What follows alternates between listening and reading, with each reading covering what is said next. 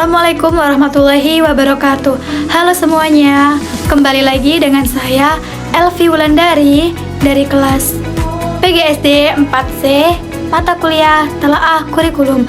Nah, di pertemuan kali ini kita akan membahas elemen-elemen dalam kurikulum 2013 dan kurikulum Merdeka, yaitu ada standar proses dan standar penilaian.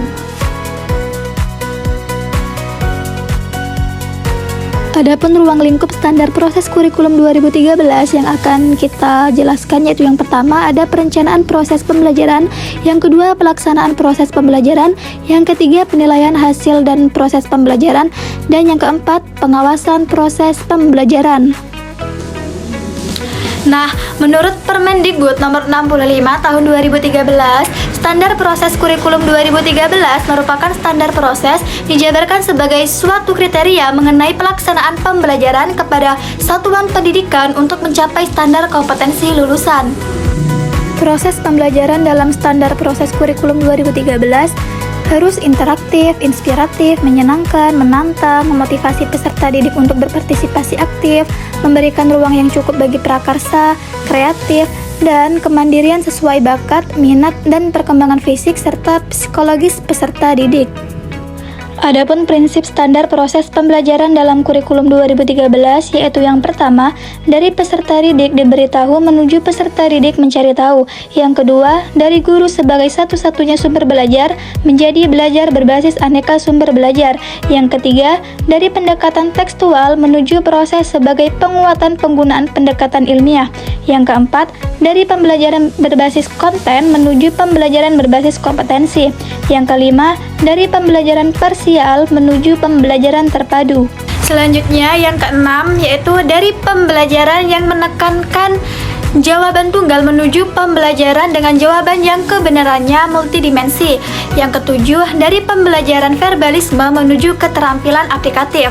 Yang kedelapan, peningkatan dan keseimbangan antara keterampilan fisikal dan keterampilan mental.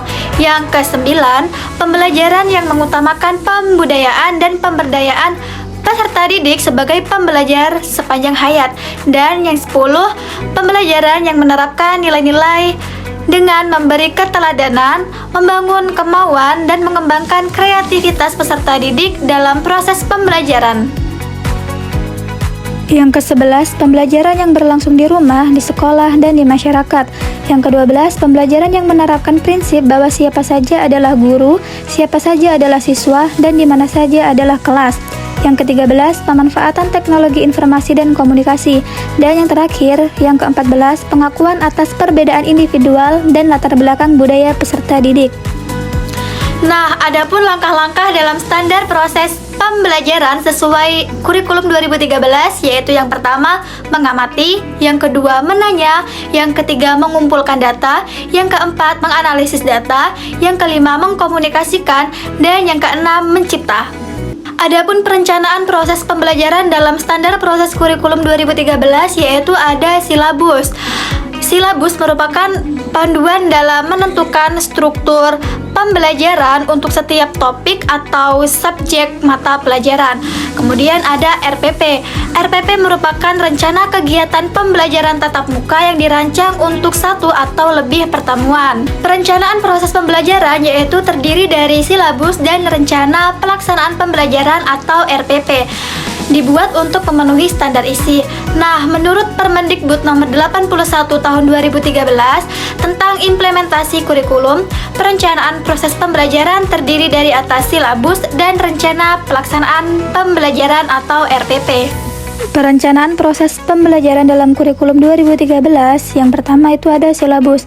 Silabus mencakup identitas mata pelajaran, identitas sekolah, kompetensi inti, kompetensi dasar, tema, materi pokok, pembelajaran, penilaian, alokasi waktu, dan sumber belajar. Selanjutnya RPP. RPP meliputi identitas sekolah, identitas mata pelajaran, kelas atau semester, materi pokok, alokasi waktu, tujuan pembelajaran yang dirumuskan sesuai KD, kompetensi dasar dan indikator pencapaian kompetensi, materi pembelajaran, metode pembelajaran, media pembelajaran, sumber belajar, dan penilaian hasil pembelajaran. Selanjutnya kita akan membahas pelaksanaan pembelajaran dalam standar proses kurikulum 2013, yaitu yang pertama ada kegiatan pendahuluan, yaitu yang pertama, menyiapkan peserta didik secara psikis dan fisik untuk mengikuti proses pembelajaran. Yang kedua, mengajukan pertanyaan-pertanyaan tentang materi yang sudah dipelajari dan terkait dengan materi yang akan dipelajari. Yang ketiga, mengantarkan peserta didik kepada suatu permasalahan atau tugas yang akan dilakukan untuk mempelajari suatu materi dan menjelaskan tujuan pembelajaran. Dan yang keempat, menyampaikan garis besar cakupan materi dan penjelasan tentang kegiatan yang akan dilakukan peserta didik untuk menyelesaikan permasalahan atau tugas. Yang kedua ada kegiatan inti. Nah, contoh aplikasi dari kelima kegiatan belajar atau learning event yaitu yang pertama mengamati, yang kedua menanyakan, yang ketiga mengumpulkan informasi, yang keempat mengasosiasikan informasi, dan yang kelima yang terakhir mengkomunikasikan hasil. Kemudian yang ketiga kegiatan penutup.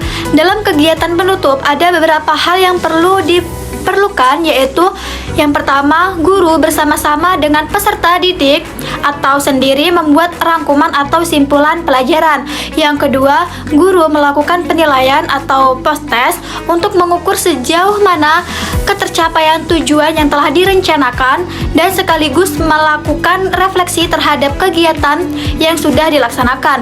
Yang ketiga, memberikan umpan balik terhadap proses dan hasil pembelajaran. Yang keempat, merencanakan kegiatan tindak lanjut dalam bentuk pembelajaran remedi, program pengayaan, layanan konseling, atau memberikan tugas, baik tugas individu maupun tugas kelompok sesuai dengan hasil belajar peserta didik. Dan yang kelima, menyampaikan rencana pembelajaran pada pertemuan berikutnya. Penilaian atau evaluasi pembelajaran dalam kurikulum 2013 menggunakan pendekatan otentik, yaitu pendekatan penilaian yang menghendaki peserta didik menampilkan sikap, menggunakan pengetahuan dan keterampilan yang diperoleh dari pembelajaran dalam situasi yang sesungguhnya atau dunia nyata. Selanjutnya kita akan membahas pengawasan proses pembelajaran dalam kurikulum 2013. Pengawasan proses pembelajaran dilakukan melalui kegiatan pemantauan, supervisi, evaluasi, pelaporan, serta tindak lanjut secara berkala dan berkelanjutan. Pengawasan proses pembelajaran dilakukan oleh Kepala Satuan Pendidikan dan Pengawasan. Selanjutnya kita akan membahas pengawasan proses pembelajaran dalam standar proses kurikulum 2013, yaitu yang pertama ada prinsip pengawasan. Pengawasan dilakukan dengan prinsip objektif dan transparan guna peningkatan mutu secara berkelanjutan dan menetapkan peringkat akreditasi. Yang kedua, sistem dan entitas pengawasan. Sistem pengawasan internal dilakukan oleh kepala sekolah, pengawas, dinas pendidikan, dan lembaga penjaminan mutu pendidikan. Yang ketiga, proses pengawasan. Proses pengawasan dibagi menjadi 4, yaitu yang pertama pemantauan, yang kedua supervisi, yang ketiga pelaporan, dan yang keempat tindak lanjut. Selanjutnya kita akan membahas definisi standar proses kurikulum merdeka. Nah, apa sih itu standar proses kurikulum merdeka? Standar proses adalah kriteria minimal proses pembelajaran berdasarkan jalur, jenjang, dan jenis pendidikan untuk mencapai standar kompetensi lulusan.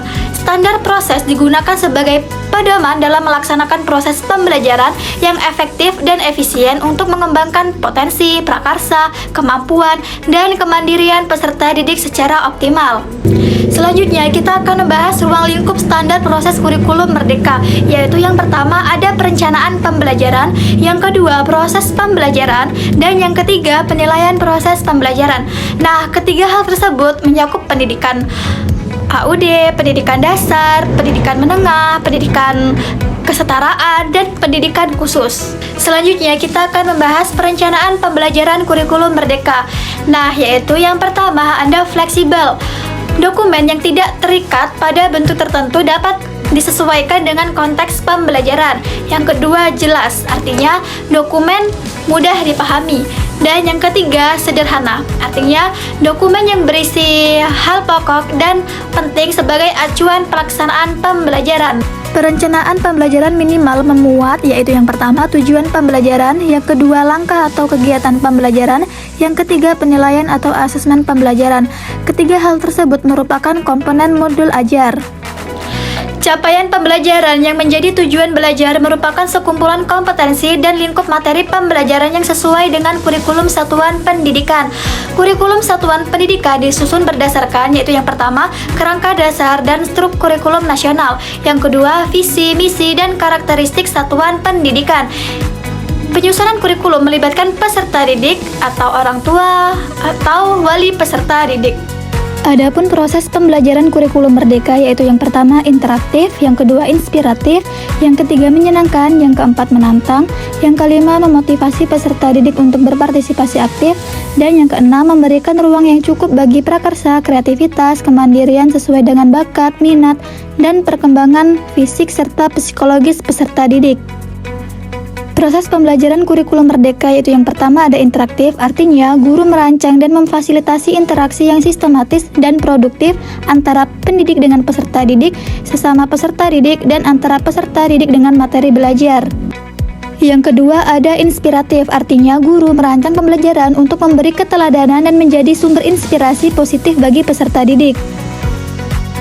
Yang ketiga, menyenangkan, artinya pembelajaran dalam suasana belajar yang menyenangkan adalah di mana peserta didik mengalami proses belajar sebagai pengalaman yang menimbulkan emosi positif.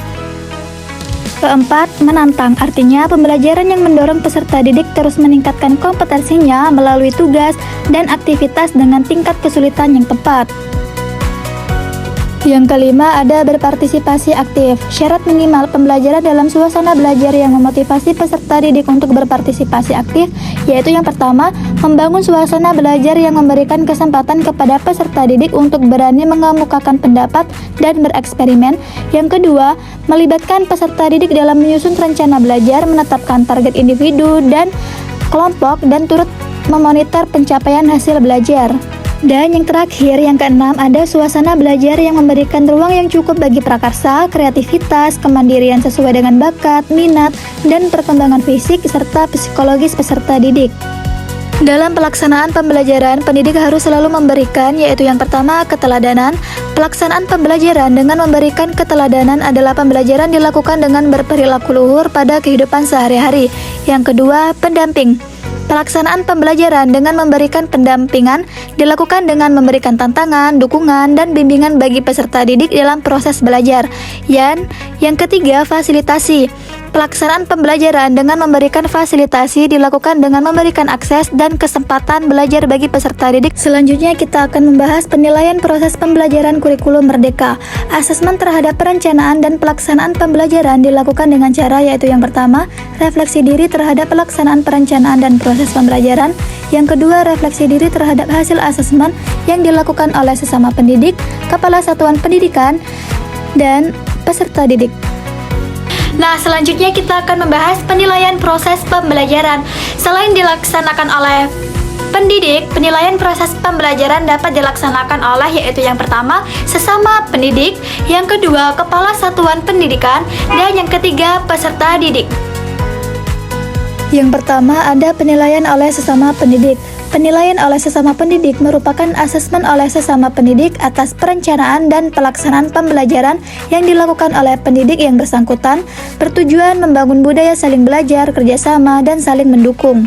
Yang kedua ada penilaian kepala satuan pendidikan. Penilaian oleh kepala satuan pendidikan merupakan asesmen atas perencanaan dan pelaksanaan pembelajaran yang dilaksanakan oleh pendidik, bertujuan untuk membangun budaya reflektif dan memberikan umpan balik yang konstruktif. Yang ketiga ada penilaian oleh peserta didik. Penilaian oleh peserta didik merupakan asesmen oleh peserta didik yang diajar langsung oleh pendidik yang bersangkutan atas pelaksanaan pembelajaran yang dilakukannya. Selanjutnya kita akan membahas definisi standar penilaian kurikulum 2013. Standar penilaian kurikulum 2013 adalah kriteria yang digunakan untuk menilai hasil belajar peserta didik. Standar ini mengacu pada Permendikbud nomor 23 tahun 2016. Nah, adapun standar penilaian kurikulum 2013 yaitu yang pertama ada penilaian otentik, yang kedua penilaian diri, yang ketiga penilaian berbasis portofolio, yang keempat ulangan, yang kelima ulangan harian, yang keenam UTS, yang ketujuh UAS, kedelapan UTK, ke-9 UMTK, ke-10 UN, dan yang ke-11 adalah ujian sekolah. Nah, adapun prinsip dan pendekatan penilaian kurikulum 2013 yaitu yang pertama ada objektif, yang kedua terpadu, yang ketiga ekonomis, yang keempat transparan, yang kelima akuntabel, dan yang keenam edukatif. Selanjutnya kita akan membahas ruang lingkup penilaian. Penilaian hasil belajar peserta didik mencakup kompetensi sikap, pengetahuan, dan keterampilan yang dilakukan secara berimbang sehingga dapat digunakan untuk menentukan posisi relatif setiap peserta didik terhadap standar yang telah ditetapkan. Cakupan penilaian merujuk pada ruang lingkup materi, kompetensi mata pelajaran atau kompetensi muatan atau kompetensi program dan proses. Adapun penilaian kompetensi sikap yaitu yang pertama ada observasi, yang kedua penilaian diri, yang ketiga penilaian antar peserta didik, dan yang keempat jurnal. Nah, yang kedua ada penilaian kompetensi pengetahuan. Pendidik menilai kompetensi pengetahuan melalui tes tulis, tes lisan, dan penugasan, yaitu yang pertama ada instrumen tes tulis berupa soal pilihan ganda, isian, jawaban singkat, benar salah, menjodohkan, dan uraian. Instrumen uraian dilengkapi pedoman penskoran. Kemudian yang kedua instrumen tes lisan berupa daftar pertanyaan. Yang ketiga instrumen penugasan berupa pekerjaan rumah atau proyek yang dikerjakan secara individu atau kelompok sesuai dengan karakteristik tugas. Selanjutnya yang ketiga ada penilaian kompetensi keterampilan. Nah, penilaian kompetensi keterampilan yaitu yang pertama ada tes praktik, yang kedua proyek, dan yang ketiga penilaian. Instrumen penilaian harus memiliki persyaratan yaitu yang pertama, substansi yang mempresentasikan kompetensi yang dinilai, yang kedua, konstruksi yang memenuhi persyaratan teknis sesuai dengan bentuk instrumen yang digunakan, dan yang ketiga, penggunaan bahasa yang baik dan benar, serta komunikatif sesuai dengan tingkat perkembangan peserta didik. Selanjutnya kita akan membahas mekanisme dan prosedur penilaian, yaitu yang pertama, penilaian hasil belajar pada jenjang pendidikan dasar dan menengah dilaksanakan oleh pendidik, satuan pendidikan, pemerintah, atau lembaga mandiri. Yang kedua, penilaian hasil belajar dilakukan dalam bentuk penilaian otentik, penilaian diri, penilaian proyek, ulangan harian, ulangan tengah semester, ulangan akhir semester, ujian tingkat kompetensi, ujian mutu tingkat kompetensi, ujian sekolah, dan ujian nasional. Yang ketiga, perencanaan ulangan harian dan pemberian proyek oleh pendidik sesuai dengan silabus dan dijabarkan dalam rencana pelaksanaan pembelajaran atau RPP. Yang keempat, kegiatan ujian sekolah atau madrasah dilakukan dengan langkah-langkah yaitu yang pertama, menyusun kisi-kisi ujian, yang kedua, mengembangkan atau menulis, menelaah, dan merevisi instrumen, yang ketiga, melakukan ujian, dan yang keempat, mengolah atau menyekor dan menilai dan menentukan kelulusan serta melaporkan dan memanfaatkan hasil penilaian. Yang kelima, ujian nasional dilaksanakan sesuai langkah-langkah yang diatur dalam prosedur operasi standar. Yang keenam, hasil ulangan harian diinformasikan kepada peserta didik sebelum diadakan ulangan harian berikutnya. Peserta didik yang belum mencapai KKM harus mengikuti pembelajaran remedial. Dan yang terakhir, yang ketujuh, hasil penilaian oleh pendidik dan satuan pendidikan dilaporkan dalam bentuk nilai dan deskripsi pencapaian kompetensi kepada orang tua dan pemerintah. Selanjutnya kita akan membahas pelaksanaan dan pelaporan penilaian, yaitu yang pertama ada pelaksanaan dan pelaporan penilaian oleh pendidik, yang kedua pelaksanaan dan pelaporan penilaian oleh satuan pendidikan, dan yang ketiga pelaksanaan dan pelaporan penilaian oleh pemerintah. Selanjutnya kita akan membahas definisi standar penilaian kurikulum merdeka. Standar penilaian kurikulum merdeka adalah kriteria minimal yang mengatur mekanisme penilaian hasil belajar peserta didik. Penilaian ini dilakukan untuk mengukur dan memahami perkembangan siswa secara menyeluruh.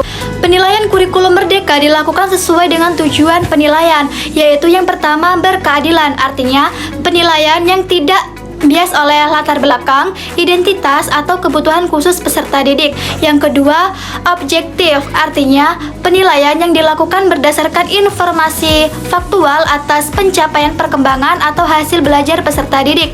Dan yang ketiga, edukatif, artinya penilaian yang hasilnya digunakan untuk umpan balik bagi guru, siswa, dan orang tua siswa untuk meningkatkan proses pembelajaran dan hasil belajar. Selanjutnya, kita akan membahas standar penilaian kurikulum merdeka. Terdapat prosedur penilaian hasil peserta didik yang meliputi, yaitu yang pertama, perumusan tujuan penilaian, yang kedua, pemilihan atau pengembangan instrumen penilaian, yang ketiga, pelaksanaan penilaian, yang keempat, pengolahan hasil belajar, dan yang kelima, pelaporan hasil penilaian. Adapun bentuk penilaian kurikulum merdeka dari hasil pembelajaran peserta didik, yaitu yang pertama ada penilaian formatif. Penilaian formatif merupakan umpan balik bagi siswa untuk mengembangkan kemampuan dalam memonitor proses dan kemajuan belajar sebagai bagian dari keterampilan belajar sepanjang hayat. Bagi guru, penilaian formatif digunakan untuk merefleksikan dan meningkatkan efektivitas pembelajaran. Pelaksanaan asesmen formatif, yaitu yang pertama dilaksanakan bersamaan dengan proses pembelajaran, yang kemudian ditindaklanjuti untuk memberi perlakuan berdasarkan kebutuhan peserta didik serta perbaikan proses pembelajaran. Yang kedua, pendidik dapat menggunakan berbagai teknik seperti observasi, performa, atau kinerja produk, proyek, portofolio, maupun tes. Yang ketiga, tindak lanjut yang dilakukan bisa dilakukan langsung dengan memberikan umpan balik atau melakukan intervensi.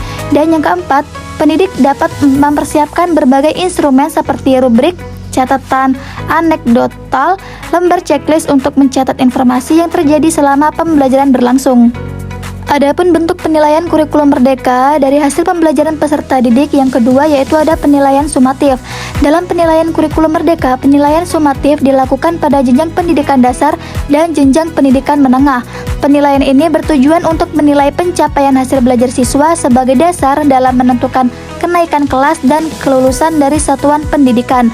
Penilaian pencapaian hasil belajar siswa dilakukan dengan membandingkan pencapaian hasil belajar siswa dengan kriteria ketercapaian tujuan pembelajaran.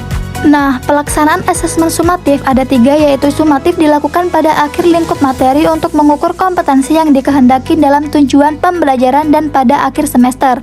Yang kedua, pendidik dapat menggunakan berbagai teknik seperti portofolio, performa, atau kinerja produk, proyek, portofolio, maupun tes.